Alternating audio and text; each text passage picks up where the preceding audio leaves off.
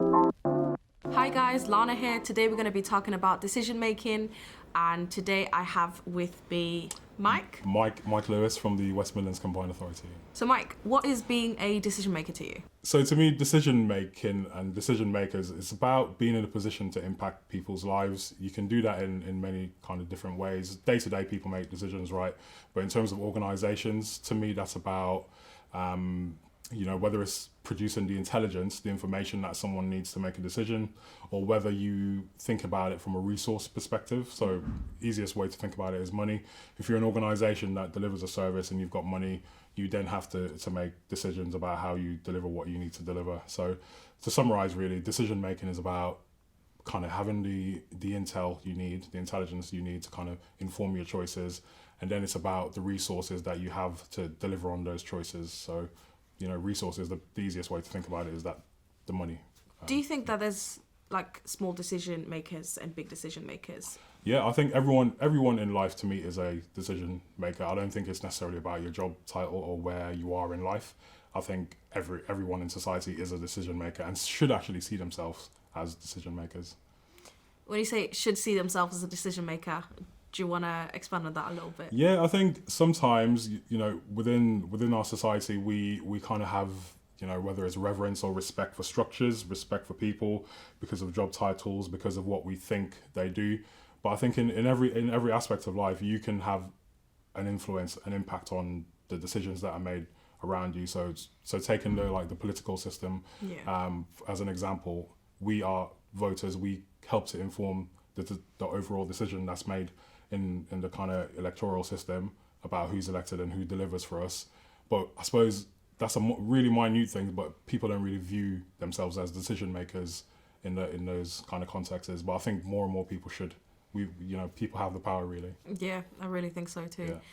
Yeah. What do you think these decision makers, what do you think it entails? What goes into decision making? To me, decision making, the way it should work to me is about, you think about the problem or the opportunity that you have. You think about what you're trying to overcome or what you're trying to achieve. And then to me, it's about how you kind of gather information from as wide a sources as possible. And then it's about the choices. You give yourself a set of choices to make in terms of your decisions, really.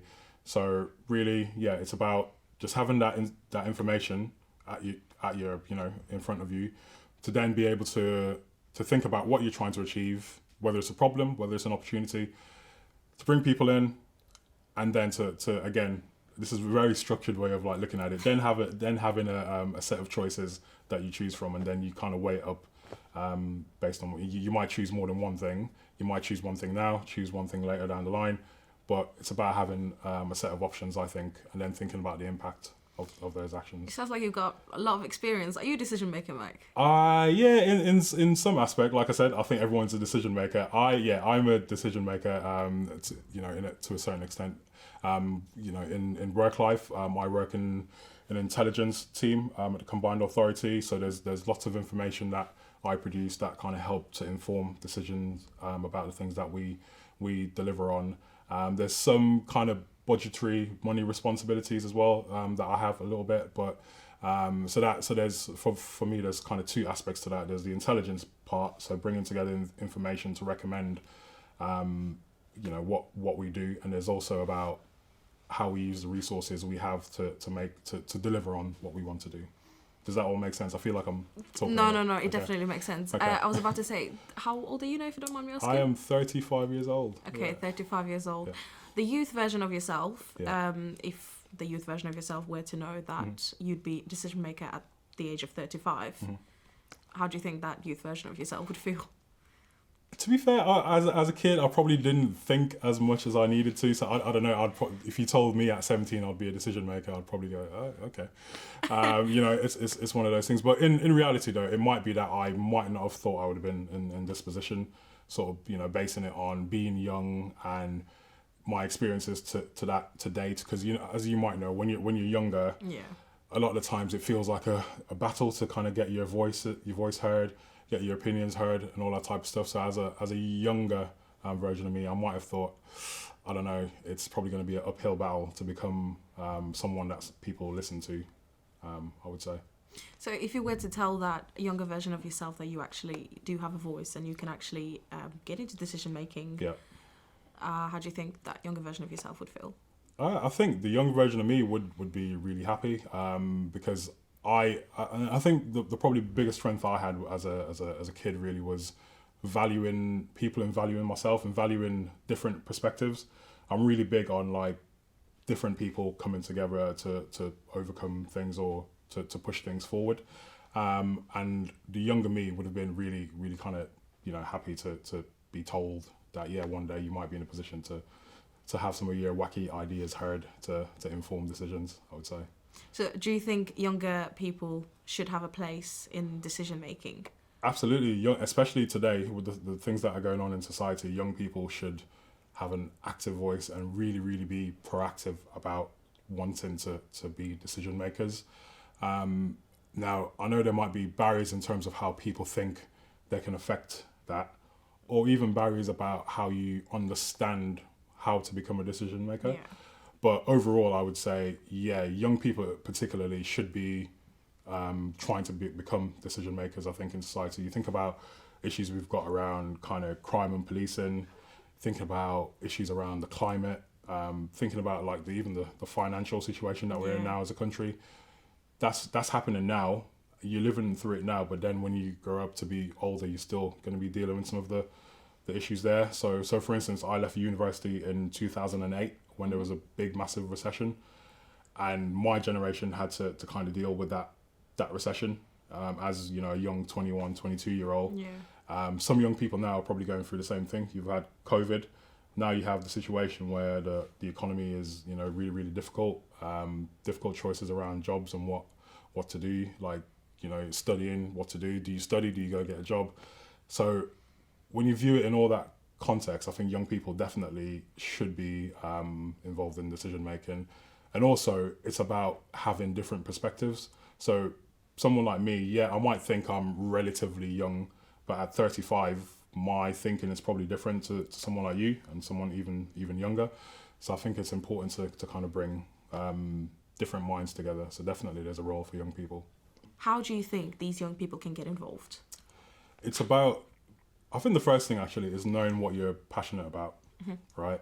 And then thinking about what you want to do / change, and then thinking about how you go about changing that. So for instance, like at the West Midlands Combined Authority, like we've got, kind of devolution powers from the government over like adult education. So if you're a young person and you're really passionate about adult education, the first step would be, I think, to kind of get in touch with the Combined Authority to see how you can kind of shape or inform decisions around things that are done with the adult education budget.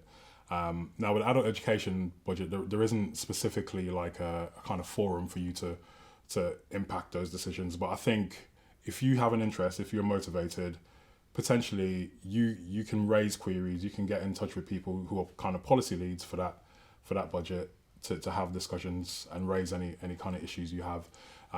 It's probably not the best example that I just gave, but there's definitely ways. If you're interested in a topic, is what I would say, is find out who's sort of leading on that. Yeah. Then get in touch with them and find out how you can kind of get involved in those kind of policy areas. So like with the Combined Authority, again, using them as an example, there's a young combined authority, which I'm sure you're very familiar with, Lana. Yeah. And that's one access point, right, to the combined authority to kind of impact decisions. So yeah, I would say know what you're motivated about, then finding out who's leading on it, find out if they've got structures and how you can get involved. And if they don't have structures, actually, maybe it's something about you recommending how they can get young people involved with things, with these areas. With these things, there's a lot of looking for, if that makes sense. There is. So do you think there is a way of kind of putting it more in these young people's faces? Yeah, I definitely think, and that's probably part of, getting young people more involved in the process or in the structures themselves, right? Because the way these organizations are promoted are probably, don't want to like offend anyone around in marketing and comms and stuff, but there's probably things are moving on, right? Like me as a 35-year-old, I probably wouldn't know how best to reach a 20-year-old. Yeah. So I probably need someone that's a little bit younger to tell me how to access that age group. So it's about getting people of a certain age as well, actually, from different backgrounds involved in the actual sharing of the information as well. Yeah. So it's like you say, yeah, there's a lot of looking, and you're absolutely right about that. And I think from on the other side, there needs to be more about sharing and how we actively share better with different groups. And to the Combined Authorities' credit, actually, to the team that I sit in's credit, there are actually looking at different ways of how we kind of market to different groups on various bits. So that some of that work is kind of in train. No, that's really nice to hear about that. Because there's a lot of eager people out there, young people in specific, that will definitely find it. Yeah. And it's with Google, maybe it's not that hard to find. Mm-hmm. But then you also have quite a few young people who do have a passion, but they just haven't noticed it yet, if that makes sense. Yeah. Because it hasn't really been shoved in their faces, or they haven't woken up yet, if that makes sense. Yeah. No, absolutely. Yeah, it's like, and that's a step before what I just said, right? So like you said, people haven't recognized it yet. So I was talking about knowing what you're motivated about, and what you've just said, they haven't woken up yet. That's almost like a step before. Yeah. So once they get to that step of knowing what you're motivated by, then it's easier. But then, yeah, sometimes it's getting to that step about knowing what you're motivated by and how to go about it, sort of thing. That makes sense. Yeah. Do you have, have been a young person yourself, now 35, being a decision maker, do you have any advice for younger people that maybe want to get into decision making? It's definitely knowing what you're motivated by. Definitely not just taking no as an answer, or even seeing no as a negative. So again, if you're engaging with older people or people with different opinions, sometimes as a younger person, you might get deterred from kind of pushing forwards because you probably haven't had that experience as much of like being rejected or having barriers put in front of you. So what I would say is kind of being resilient, thinking about like different aims for different times. So you might have a long-term aim of something you want to do or something you'd like to achieve. It might not happen in the next year. It might take 5-10 years. Mm-hmm. Just kind of having different goals for different times, and then just kind of doing a roadmap of how you might get to where you want to get to, or where you want something to get to, right? If you want something to change. So I would say definitely be resilient and don't be deterred. And also, if you're engaging with other decision makers or people with more experiences, it's thinking about some of the nuggets, the kind of hooks that you can get their attention with. So whether it's knowing what they're interested in, so like a lot of these people use LinkedIn, like it's using the information about them to your advantage and see how you can actually get involved in the things that they're involved with. That's quite clever. It's quite good advice as well. Thank you. Again, at 35, I know this now. At 18, I didn't know this. We're all growing, don't worry. Yeah, so that's what I would say. I mean, actually, I'm going to flip it on you a little bit. As a younger person, does that sound like tangible like advice to someone like you, or? I think that's quite good advice right there. Okay. Resilience, definitely. And I thought in my head while you were talking, just try find loopholes, pretty much. Yeah. Because there's a lot of shut doors, especially when you want to get somewhere that, let's just say, you should not be in, or maybe not exact place where your time and age and stuff like that. Mm-hmm.